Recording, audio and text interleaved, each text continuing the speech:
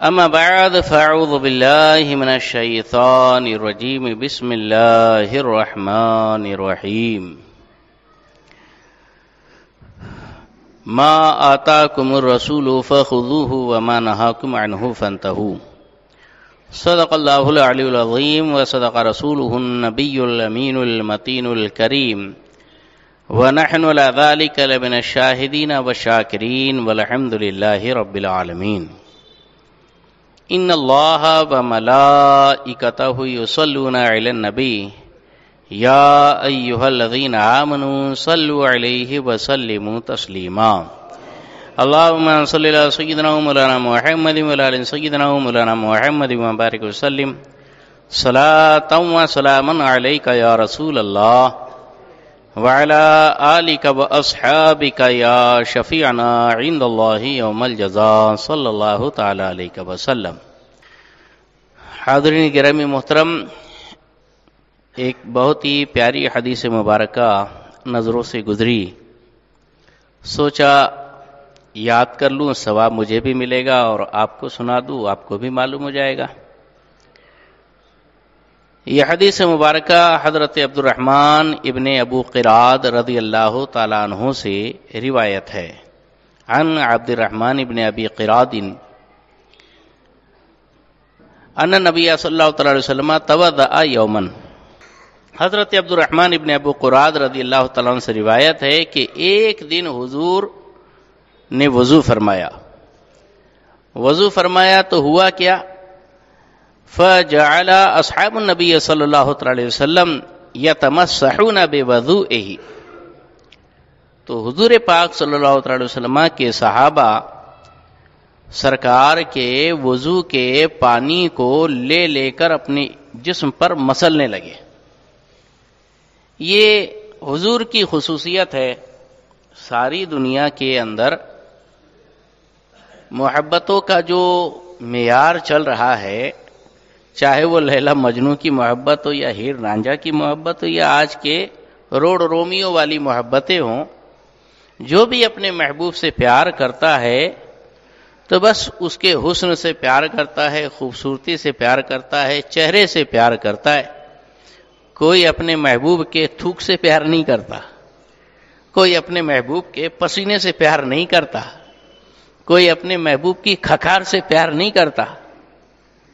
یہ سرکار کی محبت کا امتیاز اور خصوصی شان ہے کہ حضور سے محبت کرنے والے صرف حضور ہی سے نہیں، حضور کے لعاب دہن سے بھی پیار کرتے تھے، کھکار سے بھی پیار کرتے تھے، پسینے سے بھی پیار کرتے تھے. واللہ جو مل جائے میرے گل کا پسینہ، مانگے نہ کبھی عطر نہ پھر چاہے دلہن پھول. صحابہ حضور کے پسینے کو بوتل میں بھر کر، شیشیوں میں بھر کر لے جاتے دلہن کو عطر لگانے کے لیے. کیا محبت کا ایسا معیار دنیا میں کہیں نہیں ملتا. تو حضرت عبد الرحمن ابن ابو قراد فرماتے ہیں کہ سرکار وضو کر رہے تھے، صحابہ حضور کے وضو کے پانی کو لے لے کر جسم پر ملنے لگے. صحابہ کی یہ وارفتگی اور محبت کو دیکھ کر حضور نے ارشاد فرمایا، ما یحملکم علی ھذا، ایسا تم کیوں کرتے ہو؟ کون سی چیز تمہیں یہ کرنے کو کہتی ہے؟ کس وجہ سے تم یہ سب کرتے ہو؟ کیا جواب ہوگا؟ کیا جواب ہوگا؟ صحیح بات، وہ موقع پر آپ بھی ہوتے، سرکار پوچھتے کیوں میرا وضو کا پانی لیتا ہے، کیوں جسم پہ لگاتا ہے، کیوں سینے پہ مسلتا ہے؟ یہی کہیں گے نا کہ حب اللہ و رسولہ، اللہ کی محبت اور رسول کا پیار ہمیں یہ سب کرنے کو کہتا ہے. یہ سب جو ہم کرتے ہیں یہ اللہ کے پیار میں، رسول اللہ کے عشق میں کرتے ہیں. صحیح بات ہے نا؟ ہاں، صحابہ نے تو جواب دے دیا. اب سرکار پاک صلی اللہ علیہ وسلم نے جو ارشاد فرمایا سننے جیسی بات ہے. فقال نبی صلی اللہ علیہ وسلم، آقا نے ارشاد فرمایا، من سرہ ان یحب اللہ ورسولہ ویحبہ اللہ ورسولہ،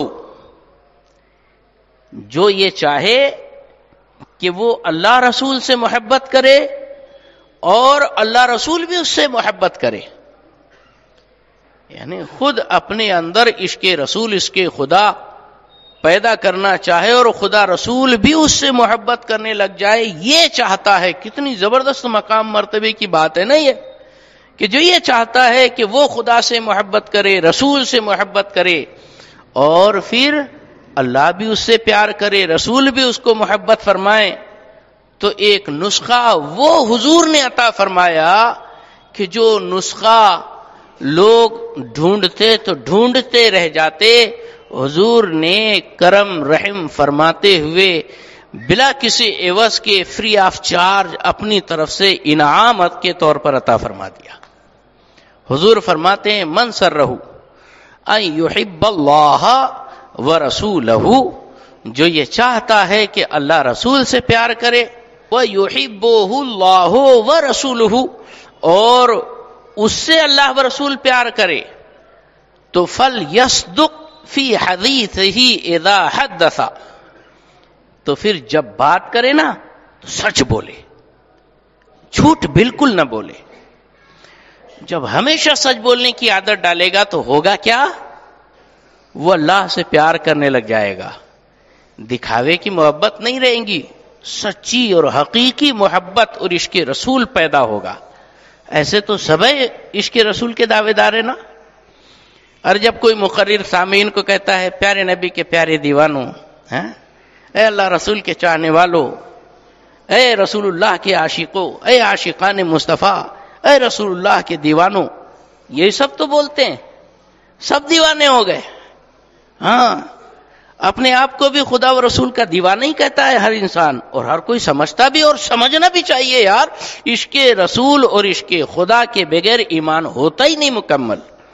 لا یؤمن احدکم حتی اکون احب الیہ من والدہ وولدہ والناس اجمعین.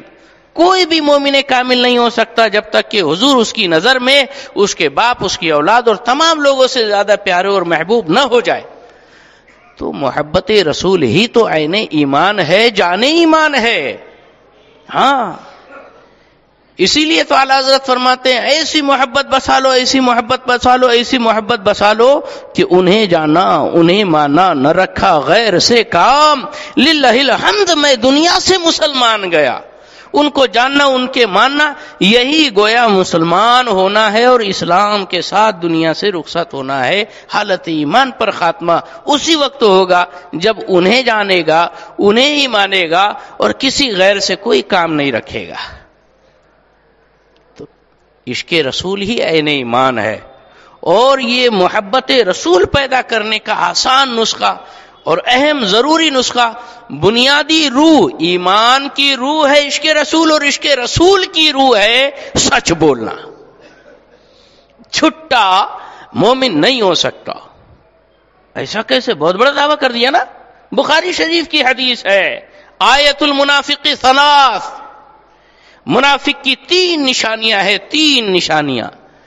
اذا حدث کذب، جب بولے گا تو جھوٹ بولے گا، وہ منافق ہوگا.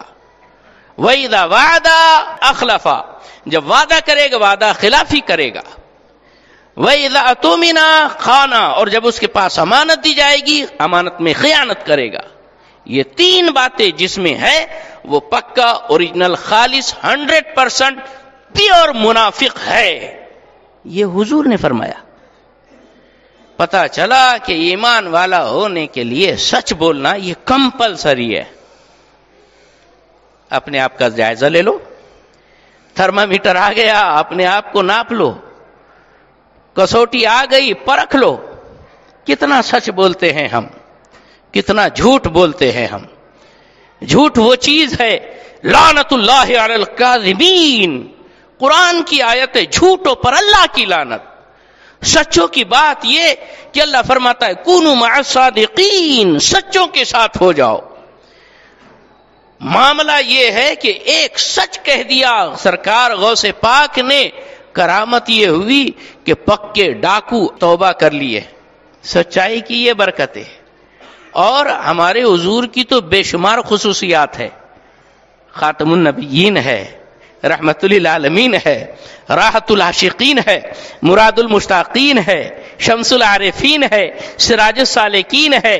اللہ اکبر! کتنی صفات گنائی جائے، کیسے کیسے اوصاف بیان کیے جائیں۔ حسن یوسف دم عیسیٰ ید بیضا داری، آنچ خوبا ہما دارند تو تنہا داری۔ اللہ اکبر، اللہ اکبر! ایک محمد میں خدا نے دے دیا سب کچھ، کریم کا کرم ہے بے حساب، کیا کہنا، اتنی خوبیوں کے حامل ہے۔ لیکن حضور کا تعارف اور حضور کی پہچان، حضور کی آئیڈینٹی اگر کوئی چیز بنی ہے، ان بے شمار اوصاف حمیدہ میں سے صرف 2 ایسے اوصاف ہیں جس کو اللہ نے اپنے پیارے محبوب کی پہچان، علامت اور آپ کی آئیڈینٹی بنا دیا۔ کفار بھی، دشمنان دین بھی، دشمنان جان بھی، دشمنان رسول بھی یہی پکارتے تھے، صادق الوعد الامین۔ ہاں، سب سے پہلی حضور کی خصوصیت اور پہچان بن گئی صادق، پکے سچے، بالکل سچے، اور امین، امانت دار۔ ایسے امانت دار غضب ہو گیا وہ ہجرت کی رات جو حضور اندر آرام فرما ہے اور باہر قریش کے تمام قبیلوں کے اور بطن کے جتنے بھی خاندانوں کے جو ہر جوان بالکل شمشیر بے نیام زہر میں بجھی ہوئی لیے کھڑے ہیں کہ حضور جب ظاہر ہوں، گھر سے باہر نکلے، ایک ساتھ ون ٹائم آپ پر جو حملہ کیا جائے کہ ایک ساتھ کئی ٹکڑے ہو جائے، ایک پل کی دیر ہے کہ تلواروں کے وار چل جائیں گے اور مصطفیٰ جان عالم صلی اللہ علیہ وسلم کو صفحہ ہستی سے ختم کر دیا جائے گا۔ لیکن واہ رے، قرآن کی آیت گواہی دیتی ہے، یریدون لیطفئوا نور اللہ بافواہہم واللہ متم نورہ ولو کرہ الکافرون۔ ارے یہ لوگ چاہتے ہیں کہ پھونک مار مار کر خدا کے نور کو بجھا دے، اللہ اپنے نور کو کامل کر کے رہے گا، بھلے ہی یہ دشمن اپنے دل میں کتنا ہی کیوں نہ برا جانے حضور کو، ہے نا۔ نور خدا ہے کفر کی حرکت پہ خندہ زن، پھونکوں سے یہ چراغ بجھایا نہ جائے گا، فانوس بن کے جس کی حفاظت ہوا کرے، وہ شمع کیا بجھے جسے روشن خدا کرے۔ اللہ نے ان کی حفاظت کا ذمہ لیا تھا، واللہ یعصمک من الناس، اللہ لوگوں سے تمہاری حفاظت کرے گا میرے محبوب۔ کیسی حفاظت فرمایا، اللہ اکبر، اللہ اکبر۔ لیکن باہر جو تلوار لیے کھڑے ہیں آپس میں باتیں کر رہے ہیں، نکلیں گے تو مار دیں گے، ختم کر دیں گے، اور اندر مولا علی ہے اور سرور انبیاء ہے، نبی ہے اور ولی ہے۔ نبی الانبیاء اپنے بستر استراحت پر اپنے پیارے کو سلا رہے ہیں، فرما رہے ہیں یہ دیکھو یہ سونا ہے، یہ اشرفیہ ہے، یہ چاندی کے سکوں کی تھیلی ہے، یہ سونا فلاں شخص کا جو باہر تلوار لیے کھڑا ہے اس کا ہے، یہ سونے کی تھیلی اشرفیوں کی تھیلی فلاں جو باہر کھڑا ہے اس کا ہے، اور یہ چاندی کی تھیلی یہ فلاں شخص کی ہے، لہذا صبح ہو کر ہر ایک کو اس کی امانت پہنچا دینا۔ ارے کس کو امانت پہنچا رہے ہیں؟ وہ جو ان کے خون کے پیاسے ہیں، جان کے دشمن ہے، ان کی امانت کا اتنا خیال ہے ہمارے حضور کو۔ لیکن مسلمانوں تمہیں بھی امانت داری ہے اتنی؟ ارے جن کا پیغمبر کبھی جھوٹ نہیں بولا، جن کے پیغمبر نے کبھی بددیانتی اور خیانت نہ کی، آج وہ امت ہے کہ جن کا کوئی کریڈٹ نہیں، جن کی اپنی کوئی حیثیت نہیں۔ ارے صاحب نہ کوئی ان کو ادھار دینے کے لیے تیار ہے، بلکہ ادھار دے دیا تو دے کر پھنس گیا۔ سرکار حافظ ملت رحمت اللہ تعالی علیہ کی باتیں بڑی پیاری ہوتی تھی، باتیں ویسی ہوتی تھی لیکن اس میں معنی پیدا کر دیتے تھے۔ ایک آدمی نے کسی سے ادھار لیا، ادھار لینے کے بعد دے رہا ہی نہیں، پریشان ہو گیا۔ اب جس نے قرضہ دیا تھا اس کا حال تو یہ ہوتا ہے بیچارے کو بہت ہوجی کر کے بڑی منت و سماجت کر کے لے لیتے ہیں قرضہ، بعد میں بھکاری کی طرح اس کے پیچھے دوڑنا پڑتا ہے، ارے دے دے بابا دے دے بابا، تو وہ بھی بھاؤ کھاتا، ہاں کیا بھاگ جا رہے کیا، ہاں بھروسہ نہیں ہے کیا، 2 پیسے دے دیے تو اتنا بھاری بھرتا کیا، 10 کے بیچ ہم کو بھی عزت کرے گا کیا، ابے تو دینا سیدھا، جو ٹائم تھا اس پہ چکتا کر، بس ختم، 10 بات کرتا کیوں، اور ہمت نہیں تھی دینے کی تو لیتا کیوں؟ قرضہ لینے سے پہلے قرضہ دینے کی کیا صورتیں ہو سکتی ہے اس پر خیال کرنا چاہیے، ورنہ بھوک کے مر جانا بہتر ہے، قرضہ مت لینا۔ ڈبانے کی نیت کسی مسلمان کی تو ہونا ہی نہیں چاہیے۔ تو غرض کے اب بیچارہ وہ قرضہ خواہ جس نے قرضہ دیا تھا وہ مانگتے پھر رہا ہے، اور جس نے قرضہ لیا تھا وہ بھگاتے پھر رہا ہے، ہوتا ہے نا ایسا۔ ہاں آخر بیچارہ پہنچ گیا سرکار حافظ ملت کی بارگاہ میں، بولے حضرت فلاں کو میں نے قرضہ دیا، بڑی عاجزی انکساری اور بہت ہی منت سماجت سے روتے گاتے اس نے مجھ سے قرضہ مانگا تھا، دیا مہربانی کر کے، لیکن آج بہت پریشان ہو گیا ہوں، مجھے خود پیسوں کی ضرورت ہے اور مجھے دیتا نہیں ہے۔ حضرت نے فرمایا کہ بیٹا پچھلا دور وہ گزر گیا جس میں قرض حسنہ ہوتا تھا، قرض حسنہ پہلے دور میں ہوا کرتا تھا کہ دے دیا اللہ کے نام پر تو سامنے والا بھی عزت سے لوٹاتا تھا، اب قرض حسنہ نہیں قرض پھنسنا ہے، قرضہ دیا یعنی پھنسا، یہ قرض پھنسنا، سمجھ میں آئی بات؟ بڑوں کی بڑی باتیں ہوتی ہے، ایک لفظ میں ساری گتھی سلجھا دیا سرکار حافظ ملت کی شان۔ غرض کے بات یہ تھی، اللہ کے رسول فرماتے ہیں کہ ارے تم محبت کی بنیاد پر میرے وضو کے پانی کو لے رہے ہو، چہرے سے مسل رہے ہو، سینے سے مسل رہے ہو، آنکھوں سے لگا رہے ہو، تم محبت رسول کا دعویٰ کرتے ہو، میں نسخہ دیتا ہوں، اگر وہ نسخہ اپناؤ گے تو تم واقعی محبت رسول میں سچے سچے بن جاؤ گے، اور خدا و رسول بھی تم سے پیار فرمائیں گے۔ نمبر 1 کہ وہ جب بولے تو سچ بولے، اللہ اکبر، وَيُؤَدِّ الْأَمَانَةَ إِذَا اؤْتُمِنَ، اور جب امانت رکھی جائے تو امانت پوری ادا کرے۔ یہ دوسرا عمل، دوسرا ایسا عمل ہے کہ جس سے عشق رسول بھی حقیقی طور پر پیدا ہوگا اور اللہ رسول بھی آپ سے پیار کرنے لگے۔ پہلے تو سچ بولے، دوسری امانت، امانت داری، اللہ اکبر۔ بخاری شریف کے اندر ہے، سیاہ ستہ میں بھی بہت ساری کتابوں کے اندر حدیث پاک ہے، ثلاثۃ فی الغار، بنی اسرائیل کا واقعہ حضور نے صحابہ کو سنایا۔ ہمارے حضور جو ہے صحابہ کے اخلاق کو جو تربیت دیتے تھے اور ڈھالتے تھے، انداز کیا تھا، بنی اسرائیل کا واقعہ بیان کر رہے ہیں۔ 3 لوگ جا رہے تھے، اچانک سخت بارش ہونے لگی، بارش اور آندھی سے بچنے کے لیے وہ ایک غار گوفا کے اندر جا کر پناہ لے لیے۔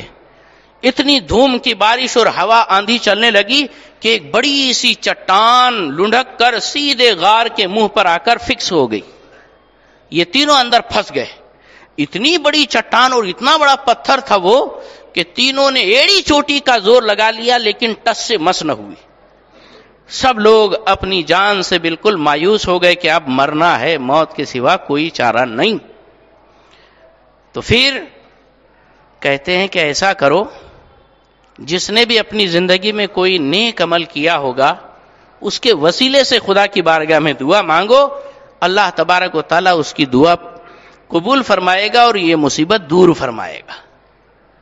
حضور کی حدیث مبارکہ ہے، پتہ چلا کہ نیک اعمال کے وسیلے سے جب اللہ رحم فرما سکتا ہے تو نیک بندوں کے وسیلے سے مہربانی نہیں کر سکتا؟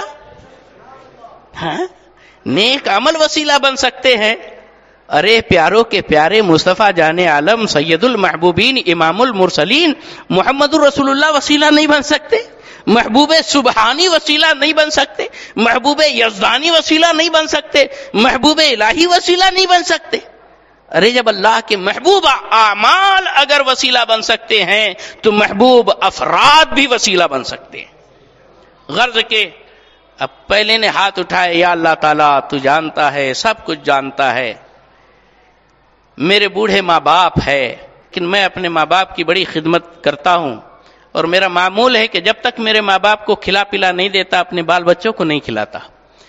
بکریاں چراتے چراتے شام ہو گئی، واپس لوٹتے لوٹتے دیکھا دودھ دھویا، جلدی سے پہنچا ماں باپ کے پاس، دونوں سو گئے۔ میرے چھوٹے چھوٹے بچے میرے پیر میں دودھ کے لیے بھوک کے وجہ سے پریشان ہیں، بلبلا رہے ہیں، رو رہے ہیں، لیکن میں نے ان کو دودھ نہیں دیا، یہاں تک کہ جب صبح ہوئی میری ماں بیدار ہوئی، اس کو دودھ پلایا، بعد میں اپنے بچوں کو دودھ پلایا۔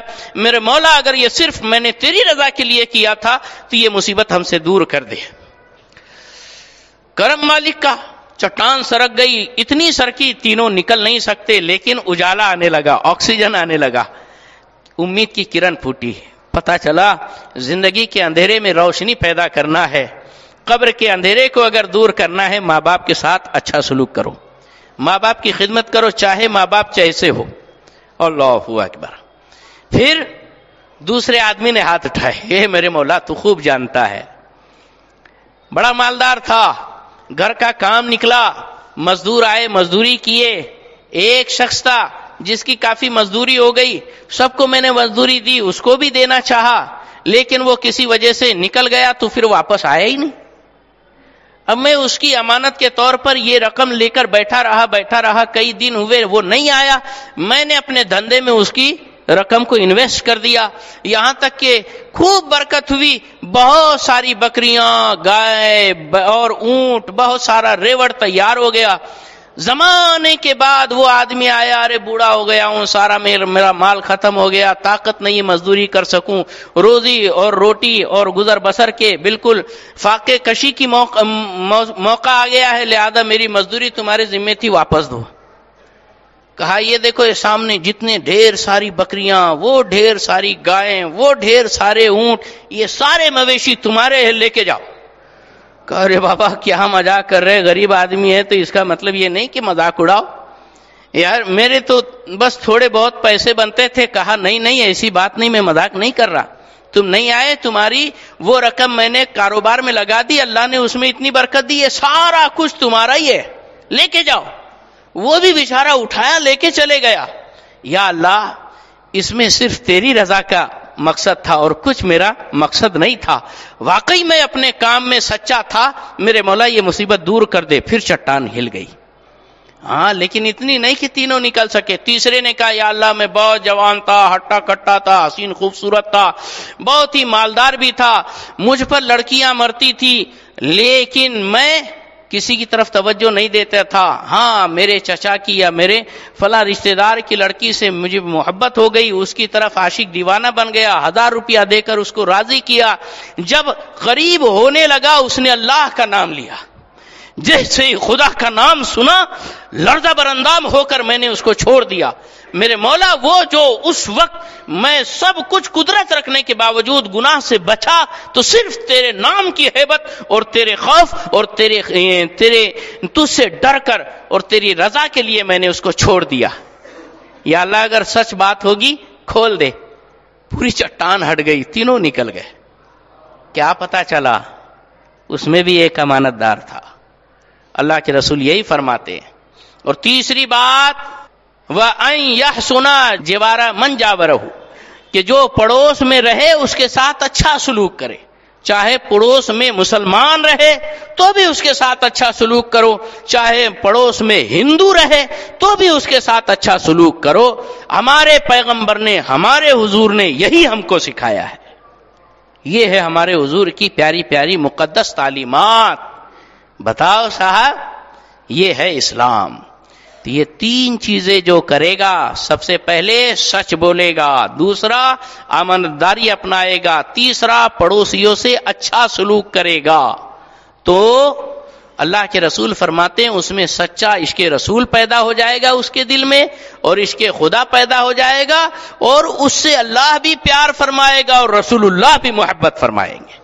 الہ العالمین یہ تینوں باتوں پر ہم سب کو عمل کرنے کی توفیق عطا فرمائے۔ السلام علیکم ورحمۃ اللہ وبرکاتہ۔